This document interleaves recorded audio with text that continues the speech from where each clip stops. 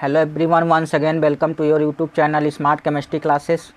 आज हम लोग स्टार्ट करेंगे सॉल्यूशन चैप्टर का अगला हमारा जो लेक्चर है, लेक्चर नंबर 7। ये हमारा यूनिट सेकंड है, चल रहा है इस समय। तो यूनिट सेकंड जो विलेन चैप्टर है, विलेन चैप्टर का यूनिट सेकंड का लेक्चर नंबर 7 आज हम लोग यहाँ पर कंप्लीट करेंगे। और जो विलेन चैप्टर का ये लेक्चर नंबर 7 हमारा है, बहुत ही मोस्ट इम्पोर्टेंट है और इसे जानना बहुत ही ज़रूरी है। सो आप लोग इसको अच्छी तरीके से नोट कीजिए और अच्छी तरीके से इसको कॉपी पेन लेके बैठिए और नोट्स बना डालिए। सो आप लोग यहाँ पे देखेंगे कि जो सॉल्यूशन चैप्टर है, सॉल्यूशन चैप्टर में हम लोग टॉपिक टू टॉपिक पढ़ते हुए आ रहे हैं और जिस टॉपिक के बारे में अभी तक हमने डिस्कशन किया है वो सभी टॉपिक कंप्लीट डिस्कशन हुए हैं। तो सभी टॉपिक जितनी कंप्लीट डिस्कशन हो चुकी हैं उनको आप एक दो बार रिवाइज करते रहिए। अगर आप उसको रिवाइज करेंगे तो आपको कोई प्रॉब्लम नहीं होगी, तो आगे की चीज़ें आपको बहुत अच्छे से समझ में आने वाली हैं। तो आप लोगों को आज यहाँ पे दूसरा टॉपिक जो हमारा स्टार्ट होने वाला है लेक्चर 7 के अंतर्गत, तो ये जो टॉपिक है यहाँ पर देखिए हेडिंग लगी हुई है, गैसों की द्रव में विलेयता। यहाँ पे आपको क्या पढ़ना है? गैसों की द्रव में विलेयता के बारे में पढ़ना है। इसे हम कहते हैं solubility of gases in liquid, जिसे कहते हैं solubility of gases in liquid. तो ये solubility of gases in liquid, इसके पहले हम लोगों ने पढ़ा था solubility of solid in liquid, ठीक है। तो द्रव में अभी तक हम लोगों ने क्या पढ़ा था? ठोसों की विलेयता पढ़ा था हम लोगों ने, ठीक है। ठोसों की द्रवों में विलेयता, पिछला हमारा जो लेक्चर था ठोसों में द्रवों की विलेयता था। लेकिन यहाँ पर जो हमारा लेक्चर है वो गैसों की द्रवों में विलेयता, मीन्स यहाँ पर गैसों की द्रव में विलेयता के बारे में पढ़ना है। तो आज हम यहाँ पे पढ़ेंगे solubility of gases in liquid. तो ये जो हमारा टॉपिक है इसको एकदम अच्छे तरीके से यहाँ पर देखना है आपको। देखिए यहाँ पे राइट किया गया है, अलग अलग गैसों की द्रव में विलेयता अलग अलग होती है। मीन्स ये जो अलग अलग, देखिए ये अलग अलग जो शब्द हैं, अलग अलग गैसों की द्रव में जो विलेयता है, ठीक है, द्रव में विलेयता ये क्या होती है? अलग अलग होती है। मीन्स देखिए ध्यान से समझिए, यहाँ पर अलग अलग गैसों की द्रव में विलेयता अलग अलग होती है। मीन्स जो अलग अलग गैसें हैं, गैसें कई प्रकार की हैं, जैसे carbon dioxide, HCl gas, oxygen gas, hydrogen gas, nitrogen gas, जो भी हैं, तो गैसें कई प्रकार की हैं। उसी के आधार पर जो अलग अलग गैसें हैं उनकी जो द्रव में विलेयता है वो भी क्या होती है? अलग अलग होती है, डिफरेंट होते हैं। तो जिस प्रकार से गैस की विलेयता होती है वो क्या होती है? हमेशा डिफरेंट होते हैं। जिस प्रकार की गैस होगी उसकी विलेयता उसी प्रकार से होगी। तो अगर गैस डिफरेंस है तो उसकी विलेयता अलग होगी, कोई अदर गैस है तो उसकी विलेयता अलग होगी। मीन्स जितने भी गैस हैं उनकी डिफरेंट क्या है? विलेयता है। तो यहाँ पे क्या लिखा है? अलग अलग गैसों की द्रव में विलेयता अलग अलग होती है। जैसे एग्जाम्पल के लिए देखिए यहाँ पे लिखा हुआ O2 जल में कम घुलनशील है। मीन्स जो हमारा ऑक्सीजन है ये क्या है? जल में कम घुलनशील है। ऑक्सीजन जल के अंदर बहुत कम मात्रा में घुलता है। नेक्स्ट लिखा हुआ है CO2 कार्बन डाइऑक्साइड, HCl आदि जल में अधिक घुलनशील है। उसी प्रकार से यहाँ पे लिखा है कार्बन डाइऑक्साइड और हाइड्रोक्लोरिक अम्ल आदि जल में क्या है? अधिक घुलनशील है। HCl हमारा क्या है? जल में अधिक घुलनशील है और कार्बन डाइऑक्साइड जल में अधिक घुलनशील है। तो यहाँ पे आप लोग को ध्यान ये देना है कि जैसे ऑक्सीजन की जो मात्रा होती है वो जल में बहुत कम विलेय होती है, लेकिन कार्बन डाइऑक्साइड और HCl इन सभी का क्या होता है? अधिक मात्रा में क्या होते हैं? ये घुलनशील होते हैं। तो हमें एग्जाम्पल इसलिए दिया गया यहाँ पे क्योंकि किसकी विलेयता होती है किसकी नहीं होती, इसलिए यहाँ पे दोनों चीज़ें हमने राइट कर दिया है। अब देखिए यहाँ पे लिखा है जिस गैस का अवशोषण गुणांक अधिक होगा उसकी विलेयता भी अधिक होगी। मीन्स जिस गैस का, चाहे वो ऑक्सीजन हो, हाइड्रोजन हो, नाइट्रोजन हो, कोई भी गैस XYZ कोई भी गैस है, तो यहाँ पे अगर हम देखें तो XYZ मीन्स कोई भी गैस हो सकती है, ठीक है। तो कोई भी जो गैस है, यहाँ पे देखिए ध्यान से, जिस गैस का अवशोषण गुणांक अधिक होगा उसकी विलेयता अधिक होगी। तो हम किसी भी गैस को ले सकते हैं जिसका अवशोषण गुणांक अधिक होगा उसकी विलेयता क्या होगी? अधिक होगी। तो यहाँ पे ध्यान देने वाली बात यह है अवशोषण गुणांक क्या होता है। अब ये अवशोषण गुणांक जो पॉइंट आ गया यहाँ पे देखिए ध्यान से, अवशोषण गुणांक इसे हम एब्जॉर्प्शन कोफिशिएंट कहते हैं। क्या कहते हैं? एब्जॉर्प्शन कोफिशिएंट्स कहते हैं। तो यहाँ पे जो अवशोषण गुणांक होता है ये होता है एनटीपी पर किसी विलायक, एनटीपी मतलब होता है यहाँ पे नॉर्मल टेम्परेचर प्रेशर, एनटीपी का मतलब होता है नॉर्मल टेम्परेचर प्रेशर पर किसी विलायक के निश्चित आयतन में घुली गैस का आयतन है। मीन्स एनटीपी पर कोई विलायक है, ठीक है, वो किसी भी विलायक, वो विलायक कुछ भी हो सकता है, चाहे वो H2O हो या कुछ भी हो। तो एनटीपी पर किसी विलायक के निश्चित आयतन में घुली गैस का जो आयतन होता है उसी को क्या कहते हैं? अवशोषण गुणांक कहते हैं। तो जिस गैस की अवशोषण गुणांक अधिक होगा उसकी विलेयता भी क्या होगी? अधिक होगी। तो ये टॉपिक आपको समझ में आ गया होगा, आप लोग स्क्रीनशॉट ले लीजिए, फिर इसके बाद इसमें आगे देखते हैं।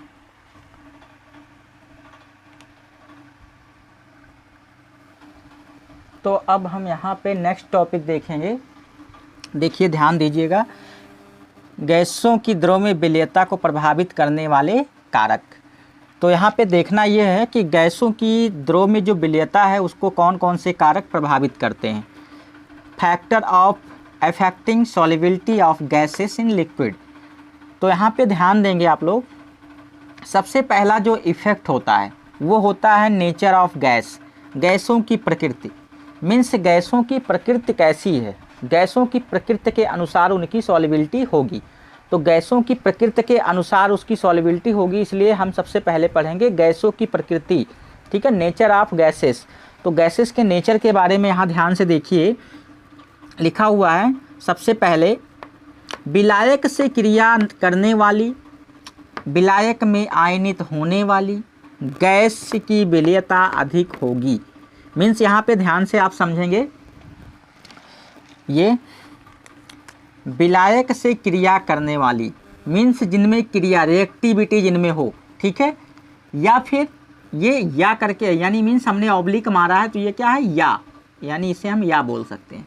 या विलायक में आयनित होने वाली गैस मीन्स जो विलायक है, जैसे वो चाहे पानी हो, पानी में जैसे मान लो मैंने CO2 घोल दिया या कुछ भी कर दिया, तो विलायक में आयनित होने वाली गैस मीन्स वो कोई भी विलायक हो जिसमें गैस क्या हो? आयनित हो जाए, की विलेयता अधिक होगी। तो यहाँ पे आपको देखना, जैसे हमने एग्जाम्पल दिया है HCl, ठीक है, NHC नहीं, ये NH3 होगा, यहाँ मिस्टेक हो गया है, तो इसे आप लोग NH3 कर लीजिए, ये NH3 होगा, ठीक है। तो यहाँ पे आप देखिए HCl, NH3 और CO2 ETC। अब यहाँ पे कह रहा है विलायक से क्रिया करने वाली, मीन्स जो विलायक से क्रिया करती हैं, करने वाली, या विलायक में आयनित होने वाली मीन्स जो गैस विलायक से क्रिया करे और विलायक में आयनित हो, उस गैस की विलेयता क्या होगी? अधिक होगी, जैसे HCl, NH3, CO2 ETC। तो यहाँ पे देखिए कुछ हमने एग्जाम्पल्स करवाए हैं, जैसे हमने बताया HCl को अगर हम जल के साथ, इसमें अगर जल को लेके इसको रिएक्टिव कराते हैं, इसमें क्रिया कराते हैं तो क्या होगा? देखिए यहाँ से आयन, अगर जब ये आयनित होगा मीन्स जल के साथ जब इसे रिएक्टिविटी होगी इसकी जल की उपस्थिति में, तो क्या होगा? ये HCl क्या होगा? आयनित हो जाएगा। तो आयनित होगा तो क्या बनाएगा? H+ बनाएगा और Cl नेगेटिव बनाएगा। तो यहाँ पे हो गया H पॉजिटिव और Cl नेगेटिव हो गया। इसी प्रकार से देखिए अमोनिया है, अमोनिया में क्या होगा? NH3 के साथ हमने क्या ले लिया? HOH, ये भी जल ही है, मीन्स चाहे हम H2O लिखें या HOH भी लिख सकते हैं, चाहे हम H2O को ऐसे लिखें या HOH ऐसे लिखें, बात दोनों एक ही है, ठीक है, कोई दिक्कत वाली बात नहीं है। तो यहाँ पे हमने क्या लिया है? NH3 के साथ क्या लिया है? HOH लिया है। तो NH3 के साथ HOH ले लिया तो क्या बन गया? अमोनियम हाइड्रोक्साइड बन गया। क्या बन गया? अमोनियम हाइड्रोक्साइड बन गया। और ये जो अमोनियम हाइड्रोक्साइड है, यहाँ पे देखिए जब इसको हम आयनित करेंगे, ये आयनों में जब टूटेगा तो क्या बनाएगा? NH4 और प्लस OH नेगेटिव बना देगा। क्या बना देगा? NH4 पॉजिटिव और प्लस OH नेगेटिव, क्योंकि जो अल्कोहलिक समूह होते हैं वो हमेशा क्या होते हैं? नेगेटिव होते हैं। ये आपको मैंने समझाने के लिए किया था, इसको लिखने की ज़रूरत नहीं है। फिर इसके बाद में देखिए यहाँ पे जल के साथ करते हैं, मान लीजिए H2O है, H2O हमने एग्जाम्पल में लिया था CO2, तो H2O के साथ अगर CO2 को हमने क्या कर दिया, रिएक्टिविटी में लाया, तो यहाँ पे क्या हो जाएगा H2CO3, ये क्या बनाएगा H2CO3। यहाँ ये हम रिवर्सेबल रिएक्शन का, सभी जो सिंबल हमने बनाया रिवर्सेबल रिएक्शन का बनाया हुआ है, मीन्स इसे हम कहते हैं उत्क्रमणीय अभिक्रिया। अगर हिंदी में कोई ये जो तीर है ना, इस तीर का अगर कोई मतलब हिंदी में पूछे तो इसे कहते हैं उत्क्रमणीय अभिक्रिया। अगर कोई इंग्लिश में पूछे तो इसे कहते हैं रिवर्सेबल रिएक्शन। तो ध्यान दीजिएगा, यहाँ पे H2O के साथ कार्बन डाइऑक्साइड लेंगे तो ये हो जाएगा H2CO3। अब गिव्स देन, अब देखिए यहाँ पे क्या होगा, जब इसको हम आयनित करेंगे, आयनों में तोड़ेंगे तो क्या बन जाएगा 2H प्लस बन जाएगा और प्लस CO3 नेगेटिव बन जाएगा। डबल नेगेटिव इसलिए होगा क्योंकि ऑक्सीजन क्या होता है, डबल नेगेटिव होता है, ठीक है, इसके 2 चार्ज क्या होते हैं, नेगेटिव होते हैं। अब देखिए यहाँ पे ये आपका हो गया एग्जाम्पल। इसी प्रकार से कह रहा है कि विलायक से क्रिया ना करने वाली, अभी हमने क्या बताया आपको, विलायक से क्रिया करने वाली। अब आपको क्या देखना है, विलायक से क्रिया ना करने वाली।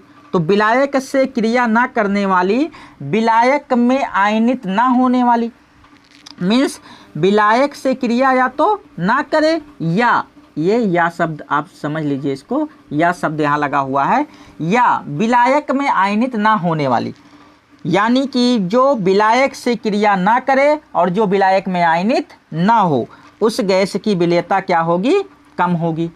तो आपको यहाँ पे समझने वाली बात यह है कि जो गैसों की प्रकृति होती है, नेचर ऑफ गैसेस पर ये क्या करते हैं, डिपेंड करते हैं, क्योंकि अगर विलायक से क्रिया करने वाली या विलायक में आयनित होने वाली गैस है तो उसकी विलेयता क्या होगी, अधिक होगी। अगर विलायक से क्रिया ना करने वाली गैस है या विलायक में आयनित ना होने वाली गैस है तो उस गैस की विलेयता क्या होगी, कम हो जाएगी।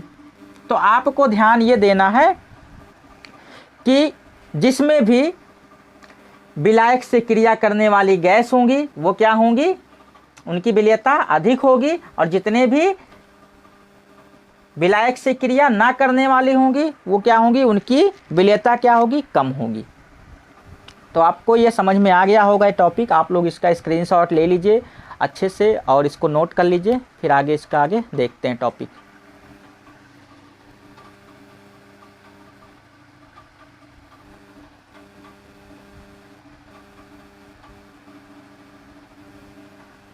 तो अब यहाँ पे हम लोग नेक्स्ट देखेंगे गैसों की द्रव में विलेयता को प्रभावित करने वाले कारक, जिसमें हम लोग पढ़ेंगे दूसरा पॉइंट, विलायक की प्रकृति, मीन्स नेचर ऑफ सॉल्वेंट। अभी तक हम लोगों ने क्या पढ़ा था पीछे, नेचर ऑफ गैस। तो गैसेस के जो नेचर थे उसके अकॉर्डिंग हमने अभी आपको बताया था इसको प्रभावित करने वाले कारक को। तो यहाँ पे हम लोग पढ़ेंगे विलायक की प्रकृति। तो विलायक की प्रकृति क्या है, अभी आपने पढ़ा नेचर ऑफ गैसेस, तो यहाँ पे क्या पढ़ना है, नेचर ऑफ सॉल्वेंट।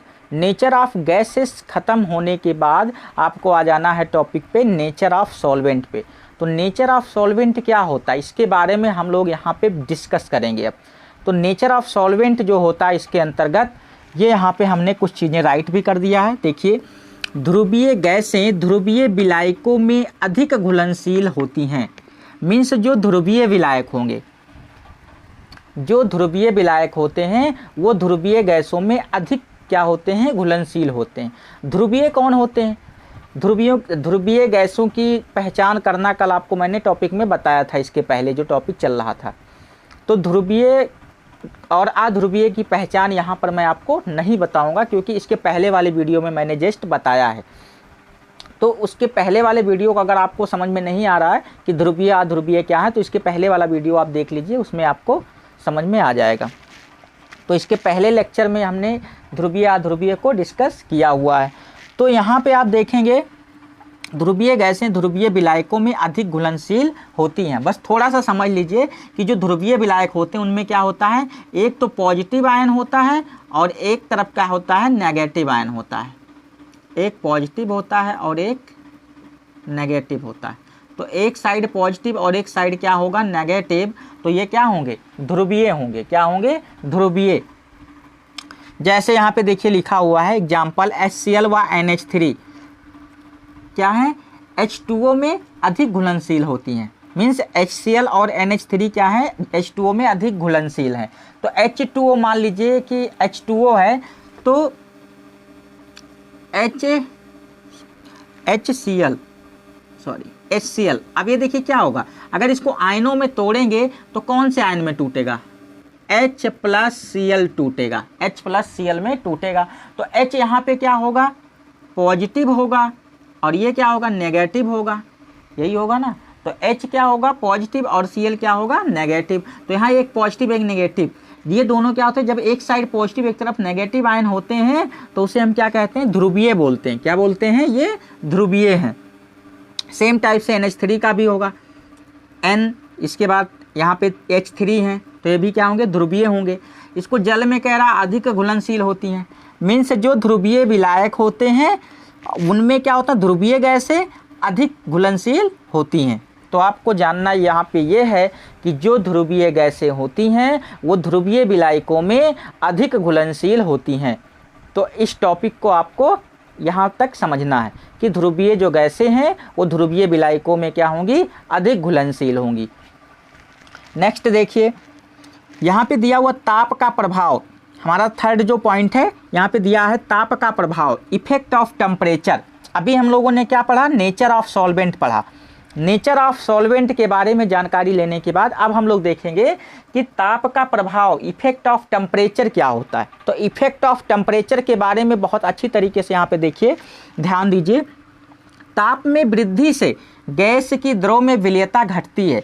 मीन्स जब हम ताप में क्या करते हैं, वृद्धि करते हैं, यहाँ पे क्या करते हैं, जब हम ताप में वृद्धि करते हैं तो गैस की द्रव में विलेयता घटती है, क्योंकि यह एक क्या है, ऊष्माक्षेपी प्रक्रिया है।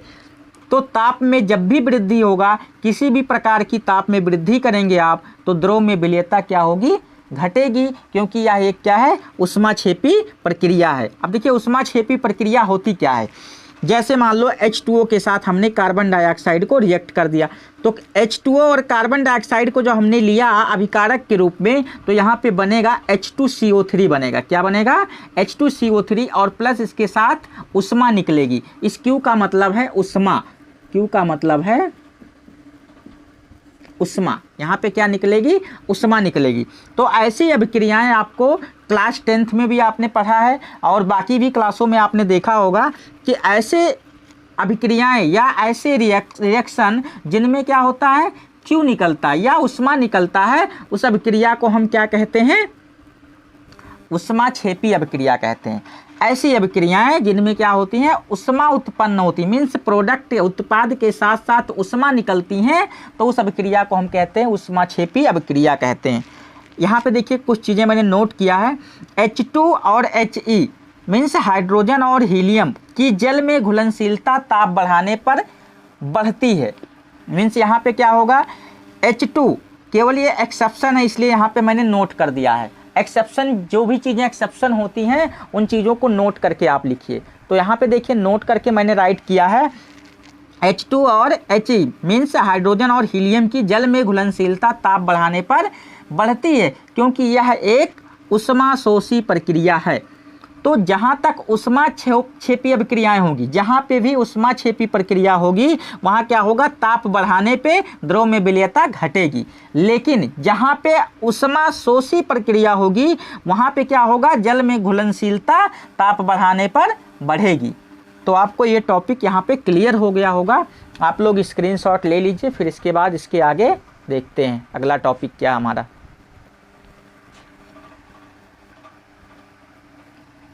तो यहाँ पे अब हम नेक्स्ट देखेंगे।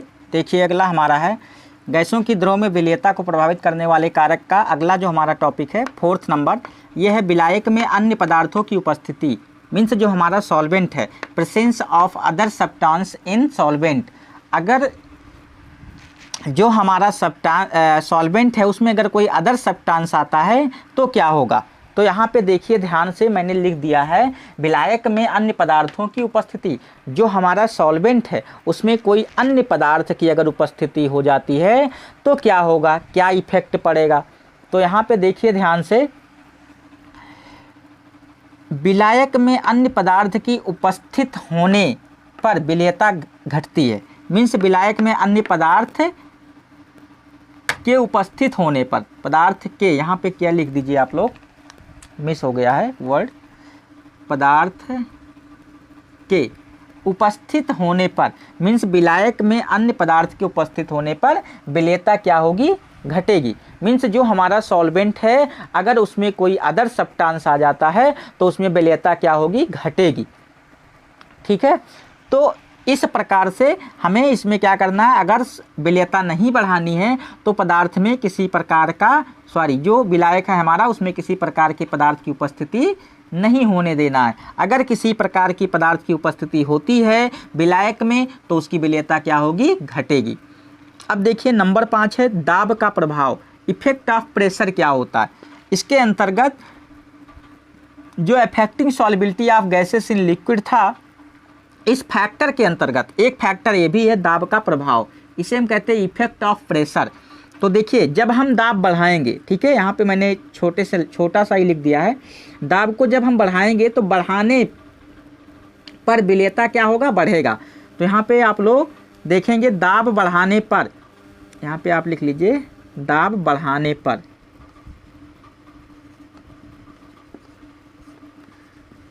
दाब बढ़ाने पर विलेयता बढ़ेगा। मीन्स जब हम दाब को बढ़ाएंगे तो क्या होगा, हमारा विलेयता भी बढ़ेगा। तो यहाँ पे भी दाब का प्रभाव है। जी इससे पहले जो हमने पढ़ा था उसमें दाब का कोई प्रभाव नहीं था, कोई इफेक्ट नहीं पड़ रहा था, जो हमने ठोसों का द्रव में विलेयता पढ़ा था। ठीक है, तो यहाँ पे आप देखिए दाब बढ़ाने पर विलेयता क्या होगी, बढ़ेगी। तो दाब का ये इफेक्ट है। इफेक्ट ऑफ प्रेशर में आपको ये जानना है कि जब भी आप दाब को क्या करेंगे, इंक्रीज करेंगे, यानी आप प्रेशर को इंक्रीज करेंगे तो यहाँ पे क्या होगा, इसकी विलेयता भी, सॉल्युबिलिटी भी क्या होगी, इंक्रीज हो जाएगी। तो आपको दाब बढ़ाने पर विलेयता बढ़ जाएगा। तो ये आपको अच्छे तरीके से समझ में आ गया होगा, तो आप इसको नोट कर लीजिए और इसका स्क्रीनशॉट ले लीजिए। इसके आगे नेक्स्ट लेक्चर में हम लोग देखेंगे। अब ये लेक्चर नंबर 7 यहाँ पे कंप्लीट करते हैं। अगर किसी को किसी प्रकार की कोई प्रॉब्लम है यहाँ पे तो आप लोग पूछ सकते हैं, और किसी को भी अगर कहीं से भी कोई प्रॉब्लम है पूरे लेक्चर में, किसी को कोई दिक्कत आती है कहीं से भी इस टॉपिक के अंतर्गत, तो आप कमेंट सेक्शन में कमेंट कीजिएगा, आपको इसका आंसर ज़रूर देंगे हम। किसी भी चीज़ को लेके आपको परेशान होने की ज़रूरत नहीं है, पूरा वीडियो देखने के बाद आपको सारी चीज़ें लगभग समझ में आ जाएंगी। अगर कहीं से भी कुछ दिक्कत है, नहीं समझ में आ रहा है, तो उन चीज़ों को आप कॉपी पेन लीजिए और नोट कर लीजिए। नोट करने के बाद आप कमेंट सेक्शन में डाल दीजिए, उसके लिए आपको दोबारा से मैं अच्छी तरीके से एक्सप्लेन कर दूँगा, फिर से आपको समझ में आ जाएगा।